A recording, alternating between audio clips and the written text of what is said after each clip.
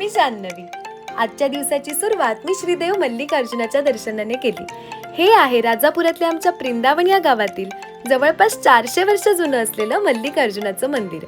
या मंदिराचा जीर्णोद्धार पेशव्यांचे शेवटचे सरदार आमच्या गावचे नररत्न सर सेनापती श्रीमान बापूसाहेब गोखले यांनी केला आहे। यानंतर बाजूलाच असलेल्या ग्रामदेवता महालक्ष्मीच्या मंदिरात सुद्धा गेले। दोन्ही देवळांमध्ये छान दर्शन घेऊन आम्ही प्रवासाला निघालो। आज माझ्या मामाच्या घरी केळवण होतं।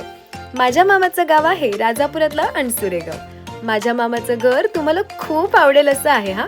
अगदी जुन्या पद्धतीतलं ओटी, पडवी, माजघर, स्वयंपाकघर अशी बांधणी असलेलं, शेणाने सारवलेली जमीन, गोठा, माळा, चूल, झोपाळा, उखळ, मुसळ, जातं अशा अनेक आपुलकीच्या वाटणाऱ्या गोष्टींनी भरलेलं असं हे माझ्या मामाचं घर। लहान असताना मी यायचे ना, तेव्हा या भिंतीतल्या डब्यांचं मला खूप अट्रॅक्शन वाटायचं।